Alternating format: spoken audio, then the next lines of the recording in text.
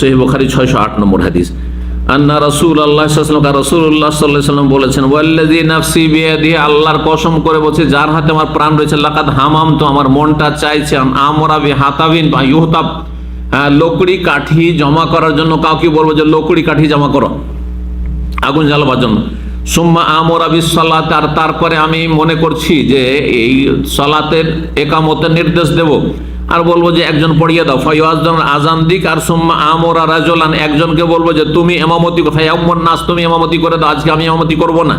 সুম্মা উখালিফু ইলা রিজালিন, তারপরে আমি চলে যাব, এদিকে জামাত শুরু হবে আর আমি জামাত শুরু হয়ে গেছে, আর যারা আসেনি তাদের বাড়ির দিকে চলে যাব। ফা উহাররিকু আলাইহিম বুয়ুতাহুম, তাদের বাড়িগুলিকে আমি জ্বালিয়ে ছারখার করে দেব। কে বলছেন? যিনি সবচেয়ে বেশি দয়ালু মানব জাতির মধ্যে, রাহমাতুল লিল আলামিন, যার নাম কোরআনে কারীম, বিশ্বজাহানের জন্য রহমত, কাফেরের জন্য রহমত, পাপীদের জন্য রহমত, গুনাহ করেছে পাপ করেছে তার জন্য মায়া মমতা তার। জি, বিশ্বজাহানের যিনি রহমত, কোরআনের ভাষায় রাহমাতুল লিল আলামিন। জি, নবী সাল্লাল্লাহু আলাইহি ওয়াসাল্লাম বলছেন তাদের বাড়িগুলি জ্বালিয়ে দিতে মনটা চাইছে। ওয়াল্লাযী নাফসি বিয়াদিহি, আল্লাহর কসম করে বলছি, লাউ ইয়ালামু, যদি জানে তাদের আহাদুহুম, তারা যদি জানতে পারে যে মসজিদে আসলে এখানে ইয়াজিদু আরকান সামিনান, একটি কি পাবে, একটি এমন গোস্ত পাবে যে গোস্তটা হাড্ডি, এমন হাড্ডি যে হাড্ডিতে লাগা গোস্ত। একটা হচ্ছে হাড্ডির গোস্ত আর একটা বিনা হাড্ডির গোস্ত, কোনটা বেশি ভালো লাগে? হাড্ডির সাথে যে গোস্তটা লেগে ওইটা ভালো লাগে। আরকান সামিনান আও মিরমাতাইনি হাসানাতেন, অথবা বেশি পায়া না, দুটো পিস পায়া পাবে, দুটো পায়া নিহারি পাবে। কি বলেন, নিহারি বলেন না পায়া বলেন আপনারা? পায়া, দুটোই বলেন। দুটো মাত্র পায়া, দু পায়া কেউ খায় না, খেলে ভালো করেই খায়, তাই না? দুটো শুধু পায়া। মসজিদে গেলে অমুক মসজিদে দুটো করে পায়া পাওয়া যায়, ফজর নামাজে গেলে খাওয়া, তারপরে নাস্তা, দুটো করে পায়া।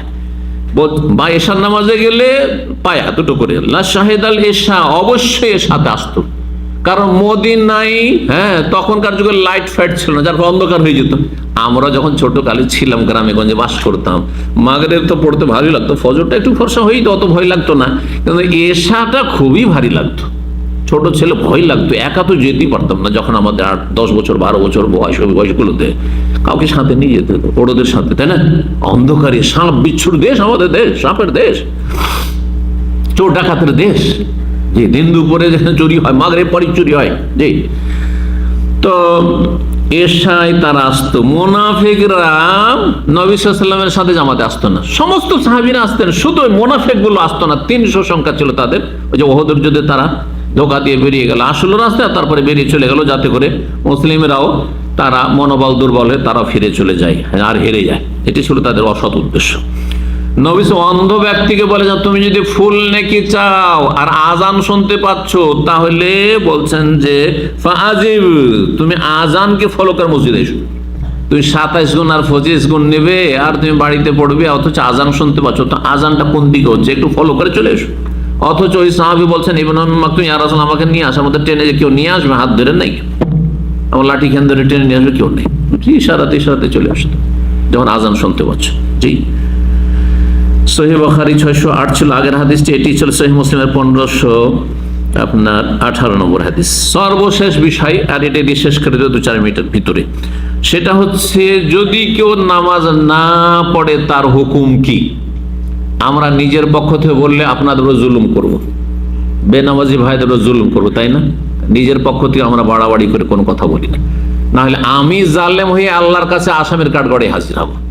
আমি যেই কথাগুলি বলবো, দলিল বলবো, যাতে আল্লাহর কথা অথবা রাসূলুল্লাহ সাল্লাল্লাহু আলাইহি ওয়াসাল্লামের কথা, সাহাবায়ে কেরামদের ইজমা, ঐক্যমতের কথা, এই কথা দুটি বলবো শুধু।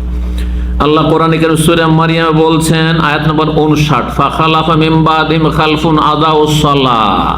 সাহাবায়ে কেরাম, তাবেঈন, তাবা তাবেঈন, স্বর্ণযুগ যে 3টি যুগ নবী সাল্লাল্লাহু আলাইহি ওয়াসাল্লামের পরে পরে, তারপরে এমন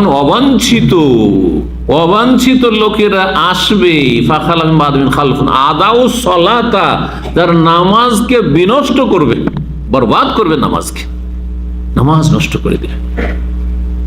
মসজিদ, বিশাল বিশাল মসজিদ, এত সুন্দর মসজিদ, এত সুন্দর কার্পেট, নামাজ নেই, ওই বুড়া কয়টা আছে, ব্যাস যেগুলো কবরে এক পা চলে গেছে, সেগুলোর অনেকে নেই, অনেক ওগুলোও নেই। আল্লাহু আকবার, কি অবস্থা মুসলিমদের!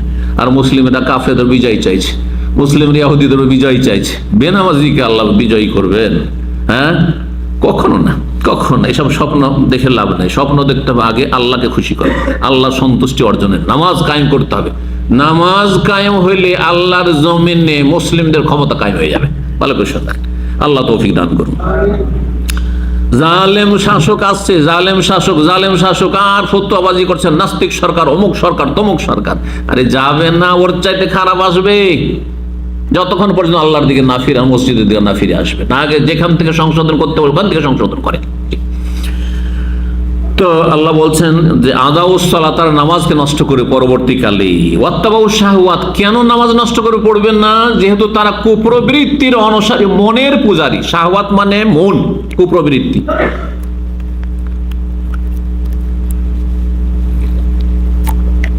তারা কি করবে? শাহওয়াত মানে কুপ্রবৃত্তির অনুসারী হবে, মনের পূজারী। মন বলছে নামাজে যাব না, ঘুমাবো ফজরে। মন বলছে এখন চা পানি করবো মাগরিব এশায়, যাব না। মন বলছে নামাজ যাব না, পড়বো, সময় আছে, বয়স আছে, হজটা করি তারপরে ধরবো। কেউ বলছে মেয়ের বিয়ে দিই তারপরে পড়বো। কেউ বলছে যে এখন তো যুবক হয়ে আছি, আচ্ছা শুরু করে দেবো। বাপকেও দেখেছে 40-50 বছর বয়সে শুরু করেছে, ছেলেও তাকেই ফলো করছে। রাসূলুল্লাহ সাল্লাল্লাহু আলাইহি ওয়াসাল্লাম ফলো করতে চাই না, তার আদর্শ ফলো করতে চাই না। তো বলছেন যে ফাসাউফা ইয়ালকাউনা গাইয়া, সুতরাং শীঘ্রই এই বেনামাজিরা যারা নামাজকে নষ্ট করেছে, গাই নামক জাহান্নামে প্রবেশ করবে, জাহান্নামে যাবে তারা, স্পষ্ট। তাহলে আখিরাতে পরিণাম বেনামাজের জাহান্নাম। সূরা মারইয়ামের আয়াত বললাম। আরো শুনেন হাদিস, এখন তিরমিজির 2546 নম্বর হাদিস। আব্দুল্লাহ বিন শাকিক আল ওকাইলি, প্রখ্যাত তাবেঈ, তিনি বলছেন কানা আসহাবু মুহাম্মাদিন সাল্লাল্লাহু আলাইহি ওয়া সাল্লাম ইয়ারাউনা শাইআম মিনাল আমালি তারকুহু কুফরুন গায়রা সালাহ। মুহাম্মদ সাল্লাল্লাহু আলাইহি ওয়াসাল্লামের সাথী সঙ্গীগণ কারা? আবু বকর, ওমর, ওসমান, আলী, আশরা মুবাশশারা, তারপরে বদরের যুদ্ধে 313, ওহদের যুদ্ধে 700, আর তারপরে যতগুলি সাহাবে কেন খন্দকে ছিলেন, হুদায়বিয়াতে 1400 ছিলেন, মক্কা বিজয়ের সময় 14,000, 10,000 বছর, তারপরে 14,000 নিউ মুসলিমদেরকে দিয়ে সব মিলে। এরা সব সাহাবায়ে কেরাম যারা নবী সাল্লাল্লাহু আলাইহি ওয়াসাল্লামকে এক নজরে একবার দেখেছে, নবী সাল্লাল্লাহু আলাইহি ওয়াসাল্লামের সাথে একবার অন্তত কিছুক্ষণের জন্য মোলাকাত হচ্ছে, 1 মিনিটের জন্য হইলেও, তারা সাহাবায়ে কেরামগণ সম্পর্কে বলছেন তিনি, লা ইয়ারাউনা শাইআম মিনাল আমালি তারকুহু কুফরুন গায়রা সালাহ, কোন আমল পরিত্যাগ করাকে কুফরি তারা মনে করতেন না। কেউ চুরি করলো, চোরকেও কাফের বলতেন না, আর ডাকাতকেও কাফের বলতেন না। তারপরে কেউ যদি সুদ খায় তাকেও কাফের মনে করতেন না। কেউ যদি আপনার যাকাত না দেয়, অস্বীকার না করে, রোজা না রাখে, ফাসেক বলতেন, কিন্তু কাফের বলতেন না। জি, ওমরা করেন না, কাউকে বলতেন না যে কাফের। হ্যাঁ, কিন্তু গায়রা সালাহ, সালাত ছাড়া কোনো আমলের ক্ষেত্রে কুফরি বলতেন না। সালাত ছেড়ে, নামাজ ছেড়ে দিলে সাহাবায়ে কেরামগণ তারা একমত ছিলেন, ইজমা ছিল, এই হাদিস প্রমাণ করে যে তারা কি বলতেন, যে সে কুফরি করে ফেললাম, কাফের হয়ে গেল সে। জি,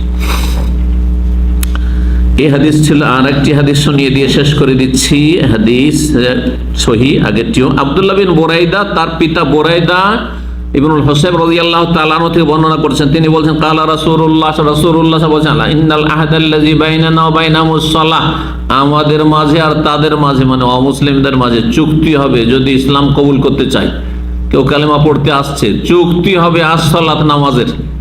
কেউ যদি আমাদের কাছে কালেমা পড়তে আসে যে আমি মুসলমান হব, তাহলে তাকে আমার চুক্তি, আমার উপর ফরজ, এই হাদিসের আলোকে বলে 5 ওয়াক্ত নামাজ পড়তে হবে। যদি বলে ওইটা পারবো না, আপনি নিয়ে নেন, মাসে 500 রিয়াল নিয়ে নেন, কিন্তু নামাজ পড়তে পারবো না, বলছে মা সালামা, যাও, বিদায় যাও, তোমার ইসলাম কবুল না। কথা বোঝা গেছে? ইন্নাল আহদাল্লাযী বাইনানা ওয়া বাইনাহু, আমাদের মাঝে এবং অমুসলিমদের মাঝে চুক্তি হবে ইসলামে দীক্ষিত হতে চাইলে, as-সালাত, নামাজের 5 ওয়াক্ত নামাজ পড়ে। নামাজ মানে 5 ওয়াক্ত নামাজ, নফল নামাজ না, সুন্নত নামাজ না, কিচ্ছু না। ফরজ কত রাকাত? মাত্র 17 রাকাত। ফজরে 2, যোহরে 4, আসর 4, মাগরিব 3, এশা 4, 17 রাকাত। এই 17 রাকাতের বেশি আল্লাহ জিজ্ঞাসা করে শাস্তি দেবেন না, অনেক নেকি থেকে বঞ্চিত থাকবেন। আমি অনেক কাল থেকে 26 বছর আমি বলে আসছি যে আমাদের দেশে স্কুলে 33 বা 34 পেলে পাস, এখন জানি না কত আছে, আমাদের যুগ এটাই ছিল, ঠিক না? 33-34 পেলে কি পাস, একমাত্র ইউনিভার্সিটিতে একটু মনে হয় 40 বা তার বেশি আছে। তো 33 যদি আপনি মুসলিম হিসেবে পেতে চান যে আমি জান্নাতে যাবো, আমার জন্য 33 নাম্বার লাগবে, তাহলে এই 17 রাখা যথেষ্ট।